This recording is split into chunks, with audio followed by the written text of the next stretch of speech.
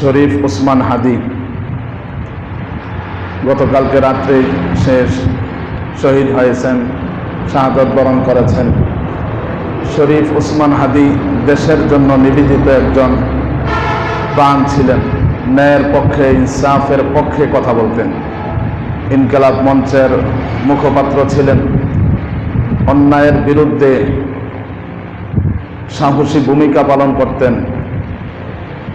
দুষ্কৃতিকারীরা তাকে গুলি করেছে, অবশেষে সে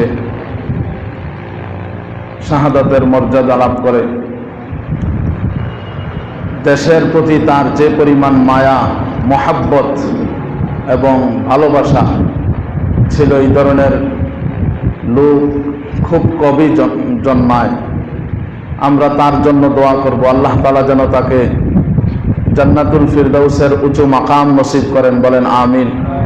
তার পরিবার পরিজন, তার কলিজার টুকরা একটি ছোট্ট শিশু দেখলাম।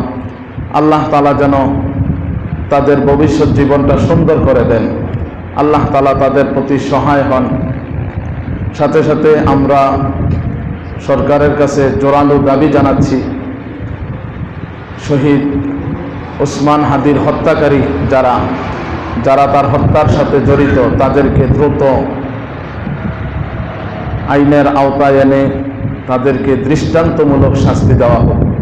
এবং শাস্তির ক্ষেত্রে আমরা দেখেছি যে কোনো বিচার অনেক লেজদি হয়, বিলম্ব, যার কারণে বিচার কার্যের যে সফলতা এটা আপনার থাকে না। অপরাধ যখন সংগঠন হয়, সাথে সাথে তার তদন্ত করে বিচার বিশ্লেষণ করে অপরাধী সাব্যস্ত হলে তার বিচার করে নেওয়া, দেরিতে না করা, এটা ইসলামী আইনের একটা সফলতা।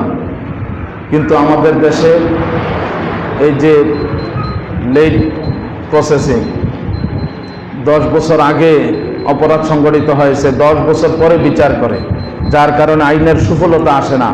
মানুষ এই বিচার থেকে কোনো শিক্ষা নিতে পারে না। ওসমান হাদির জানাজার পর, দাফনের পর 1 সপ্তাহের ভিতরে যেন তার হত্যাকাণ্ডে যারা জড়িত, যেই দেশেই থাকুক না কেন, তাদেরকে গ্রেফতার করে তাদেরকে এনে যেন বিচার করা হয়।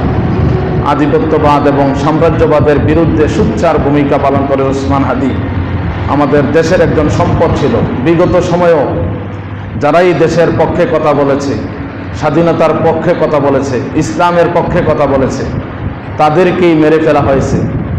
দেশের পক্ষে, দেশের ভিতরে থেকে কথা বললে দেশের মধ্যে মেরে ফেলা, এটা আমাদের এই দেশের একটি অশনি সংকট। দেশের স্বাধীনতা, সার্বভৌমত্ব হুমকির সম্মুখীন আমরা মনে করি। এই জন্য গভর্নমেন্টকে আরও শক্তিশালী হতে হবে, আরও সোচ্চার হতে হবে। আল্লাহ তাআলা আমাদের ওসমান হাদি ভাইকে কবুল করেন, জান্নাতুল ফিরদাউসের উঁচু মাকাম নসিব করেন।